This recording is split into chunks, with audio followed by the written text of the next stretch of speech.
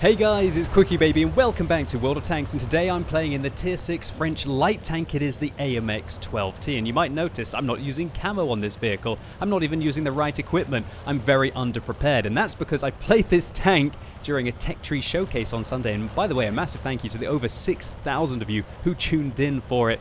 It's one of my favorite things during the week. I'm absolutely proud to have such a big following on Twitch for it. But right at the beginning of this battle, we're presented with a question. Do we repair the tracks or do we repair the engine? Well, now that you've got reusable consumables in World of Tanks, it's far better to just repair the tracks, and especially when you don't have any crew skills on this vehicle. And I don't even have 100% crew on this tank. I cheaped out and I spent the credits instead of the gold to be able to get a crew for it.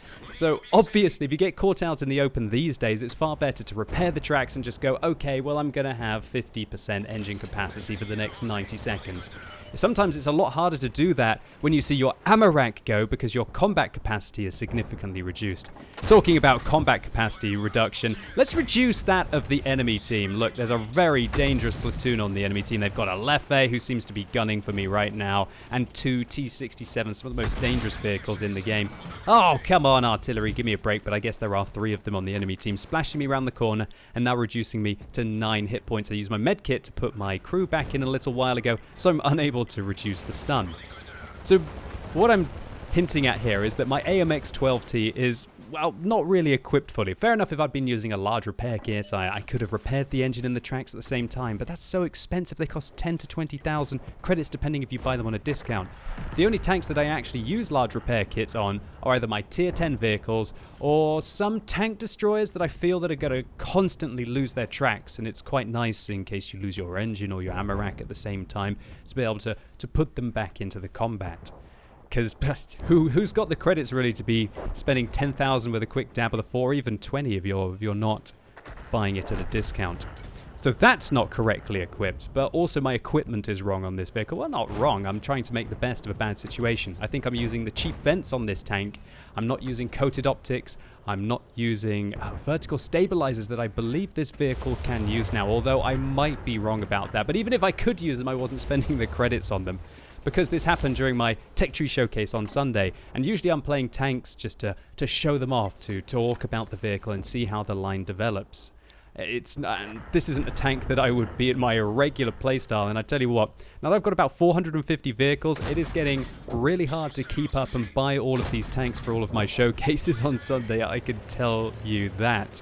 So, I'm trying to make the best of a bad situation here, i.e. not having any crew skills, they're not even at 100%, not having any equipment, the right consumables, apart from I guess I'm using coffee, but that's just a little bit of a perk.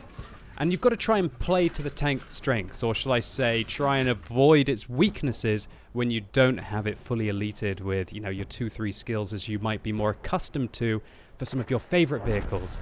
And this is kind of how I would used to play in my light tanks, at least the ones that I don't feel so confident in and I don't have an exceptional crew and equipment, back when I was grinding up the tree. Now that things have changed, back in 2012 I was playing through about 10 different lines all at the same time to try and get as many high-tier vehicles as I possibly could. These days, I've pretty much got all of the lines unlocked, and it's just either getting a little bit more credits to be able to unlock the Rheinmetall Panzerwagen, which I was really hoping was going to be top of the tree this month, but no, it's the AMX 13105, so a bit disappointed that I don't get to save 2 million credits there, but oh well. Just hoping that we'll get the Chinese tank destroyers on sale soon, so I can work my way through that line and buy all of them. But yeah, so these days, I guess I've got some crews that I can always put into the new line, and I do have a lot more gold now than when I used to when I was playing this game back in 2012, and the idea of spending gold on a crew back then was absolutely laughable. The only time that I would spend gold is when Wargaming reduced the price and I would reset some of my 3 or 4 skill crews for gold. I would only do that for 100 per crew member. I would never do that, and I would do it for credits as well. And one thing that I'd like to highlight is that when you're actually moving crews between vehicles, it's actually way better to use credits than gold. The reason for that is, well, unless you've got loads of money and loads of gold on your account, I guess.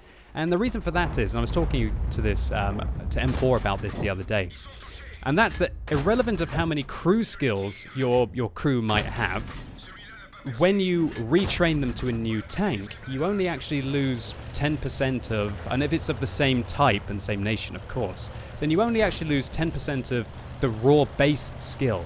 And that only actually counts as losing 39,000 experience. And 39,000 experience these days, if you've got a premium tank or you have a premium account or you're just using these personal reserve crew boosters that Wargaming seem to be giving out willy-nilly these days, is just not really a big deal. That's probably about a couple of hours of just playing the game, and you're going to be playing them with a 90% crew instead of a 100% crew. They're still pretty much as good, right?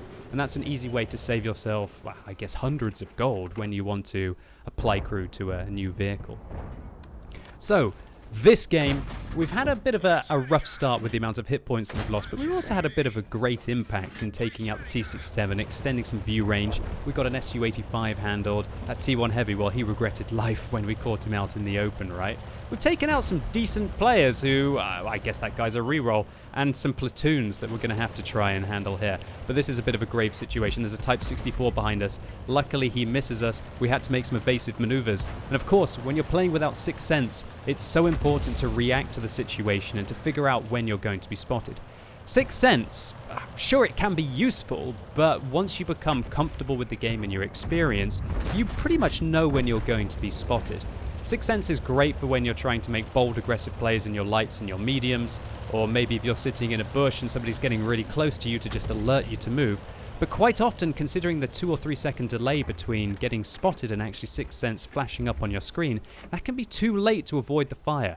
And so one of my recommendations is that unless you want to spend a few bonds in your vehicles to have Sixth Sense until you've managed to get that all-important, the most important, the paramount skill of World of Tanks, that is Sixth Sense, then look at enemies' turrets, and when they turn their turret towards you, that will pretty much tell you if they're spotted. And the fact that this Type 64 is not turning his turret towards me gives me an idea that he has not spotted me. And the fact that he's not even firing right now, sure, he's pointing his reticle in my direction, because when you get hit, then it shows you where the enemy are going to be up on the northern part of your reticle, so to say, between, I guess, well, depending on where they've hit you, it could be anywhere on the clock from 12 to 12, right? But if they turn their turret towards you, it can give you that little bit of an extra edge to move immediately, even before you see the inevitable Sixth Sense flashing up on your screen. Now, light tanks at lower tiers, you can just be so much more cheeky because everybody's view range is less. Well, shall we say everybody's view range is less apart from the Leffe on the enemy team. I believe that Tier 5 premium self-propelled gun has more view range than the Tier 10 Soviet light tank. I think it's got 400 meters view range, which is pretty outrageous. Now, we don't spot the VK here, the T-67 does. And the end of this game is going to be turning into something fairly interesting, because we've got to deal with 3 really, well, fairly good players at the end of this game. One of them in a top-tier heavy tank in the form of the VK3601. And my vehicle, while it does have some mobility, it's definitely not the fastest, and when you don't have great crew skills, your camo rating is pretty mediocre at best. When I'm driving around now, I've probably got about 20, maybe 22% camo rating. If I had a full camouflage crew, I think that would probably go up to around about the more 36% mark, and that can make a real big difference. Being spotted pretty much at 10% distance further is a real big deal. That's kind of like getting spotted at 440 rather than 400, and that can be the key difference in carrying the end of the game or not. Talking about carrying the situation here, it looks like the Churchill 3 is going after this Leffe, and I'm going to take a shot at him, but then I spot that the Gorilla is on my left. And unfortunately, I'm going to have to waste some APCR rounds here, but I don't mind it as I'm killing artillery. There's one Gorilla done. Aiming. Oh, I wish I had vert stabs right now. Will I be able to get the extra shot in? Wait till the last possible second. Thank you. That was an important shot, because that now means that we are left in a 2 versus 1 situation with the M44 on my team.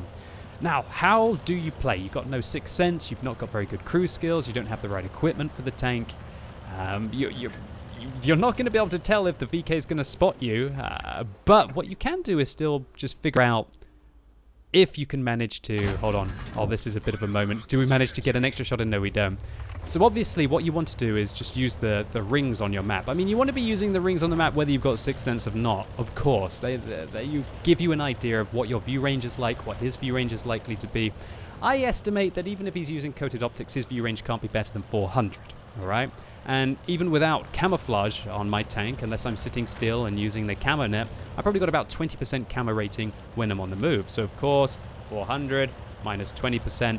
That's going to be 320 meters that he's going to spot me at. Now, 320 meters is pretty much about, I'd say here on the reticle. So, of course, that's like 445, right? The maximum spotting distance in the game. So, about a third of that. So, what I'm imagining right now is, even though I don't actually have this ring on my minimap, I'm imagining that there's one going around my vehicle, and that I won't get spotted by him with this imaginary ring that's on my minimap. But, of course, if I fire at him, then my camera rating is going to go down to about 2 or 3%.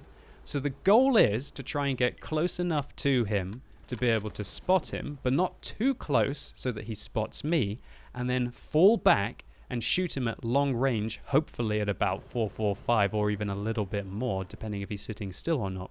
Because if somebody's sitting still, they've likely got their binoculars activated at low tiers. If they've got their binoculars activated, then they're going to be able to spot you. Now, you might see me pinging the minimap here, and that's because I'm trying to create a plan with this self-propelled gun. I ping the map, indicating that I want him to make his way across the middle to join me in the cap circle. And I communicate with him saying, please come and cap, you must come cap, I will kill him if he finds you. Because obviously, if the VK kills me, he's easily going to kill the artillery. The VK was on, what, about 300 hit points? The artillery's going to have to hit him. Well, if he rolls high, he'll be able to kill him in a single shot, but he's probably going to have to shoot him twice. Unless, I guess, no, he can't fire heat rounds. I remember when the M44 used to be one of the most filthy self-propelled guns in the game with those heat rounds. Yeah, it's really tricky these days for artillery to handle vehicles that are on significant amounts of hit points at the end of the game. The VK is going to easily be able to fire twice to be able to finish him off. Now, one thing that's really interesting here is there's a T-67 on my team who's constantly telling me what to do. Now, he's saying check the time. Maybe he doesn't realize that I'm thinking that through, that we do have 3 minutes left on the game, that it takes 1 minute and 40 seconds to be able to take the cap circle. And he's telling me, you need to cap, you need to cap, you need to cap. Yeah, I understand that I need to cap to take the game. I guess he doesn't understand that maybe we've played World of Tanks once or twice before. Now, one thing I would recommend from that is that once you've died, don't feed your team false information, and just unless you really see that they're doing something incredibly wrong, just let them get on with it. If they're reading the chat, that means they might be distracted, they might not be thinking clearly, they might try and do irrational things. And I'm not going to allow the fact that the T-67 is telling me what to do to change my plan, which is to try and extend my view range out. You see that I stop, activate my binoculars, extend that view range out as far as I can. I'm just trying to eliminate positions that the VK could possibly be. Now, I really thought from this position the VK might have been sitting in these bushes. Now I'm thinking that he might have gone over towards here. And what I'm really hoping right now is that he enters the cap circle, because if he enters the cap circle, then I can make my way up along the east and work this ridgeline, or alternatively I can go towards the west. So I'm getting distracted now just reading this replay, well, watching this replay of what the T-67 is telling me. He's telling me cap, cap, cap, cap, cap. Oh my god, please cap. Well, no, it's not the right thing to do. I don't want to enter the cap circle. If there's two of us in the cap circle and the VK knows that he'll be able to... He knows that we'll both be there, and he'll pop over the ridge and he'll finish me off. What I need to do is I need to try and extend my view range. Now, not one person is going to be able to cap, as we can clearly see at the top of the screen. It's 1 minute and 36 seconds, and there's 1 minute 28 needed. But of course, as long as I go over there with about 30 seconds left on the game and enter the cap circle, we're going to be fine. So what I'm going to do is I'm going to sit here. I predict that the VK is going to be either coming from here. I'm also looking around right now to think, is the VK going to be coming from over there? But one thing I can also do from this position is I've got a nice line of sight all the way down there. So that's what we're trying to do. One thing that's important here is that you might notice that I'm near enough the bushes so that we can see through them. Oh, there we go. There's the VK. Perfect. So we spot him. Now we're going to give the artillery a chance. One thing that's important to realize to figure out in these situations is how much alpha damage does the tank have? Well, he's got 220 unless he's firing high explosive. My M44 has 280. That means the M44 is going to be able to take the shot. Now, knowing where the VK is and knowing that he's going to shoot my artillery a little bit. Oh, he puts in a good shot, 160 damage there. Great stuff by my M44. Even if the VK shoots the M44, I can pop up on the ridgeline behind him and game secured. Now, if the VK hadn't made his way up onto this ridgeline and he hadn't made his way back, I would have just simply slipped into the cap circle with 10-15 seconds left on the game and being able to take it down. And it's forward thinking like this and anticipation that really makes the difference towards the end of the game. You have to create a plan. You have to try and put yourself in your enemy's mind. Think about what he's going to do, be prepared for it, and also be prepared sometimes if he doesn't do exactly what you're thinking, and hopefully you formulated a backup plan there as well. And while thinking like this certainly doesn't develop overnight, and it's going to take you hundreds, thousands, maybe even tens of thousands of games and being put into these situations, which happen all too rarely, to feel comfortable, feel confident, and to make the right decisions. You're going to make so many mistakes before you manage to get a sweet moment. When they do come, they just feel, so rewarding. So this was an ace tanker for my AMX-12T. We get a Pascucci's medal for killing 2 self-propelled guns, a high caliber for the 2,349 damage that we dealt, and did we get elite base experience points? Oh dear. And a tank sniper for doing that, most of that at long range. Our assistance damage was okay, 1,465, and I'd like to give a massive shout out to Pejalassi and his M44. It was a pleasure to play with you at the end of the game here, and it was great to take it down with you. Do we lose credits? No, even though we had to fire a few APCR rounds, this tank carries an abysmal amount of ammunition. In fact, the maximum, well, shall I say the potential damage of this tank is only 4,860, but we still make 22,000 credits profit, not too bad. So all in all, a great round for the AMX-12T, considering I didn't really have the vehicle equipped properly. And sometimes it's when you're at a disadvantage like that you really have to think through the situation, adapt and plan. And I hope that my thought processes, and there was a lot of explaining in this video. I know maybe it wasn't quite the, oh my word, look, he's done this, he's done that kind of shout commentary. But hopefully this in-depth look is useful to some of you, and I hope you enjoyed this video. If you did, give it a thumbs up, I'd really appreciate it. And let me know in the comments, what are your strategies for trying to make playing up new tank lines as painless as possible? For me, it would be do my daily doubles until I've got the tank fully equipped, especially if you can do it on 3 times or 5 times experience weekends. That's a great way to avoid having to play the vehicle stock. And as always, thank you so much for watching. You've been epic, and hopefully I'll see you soon.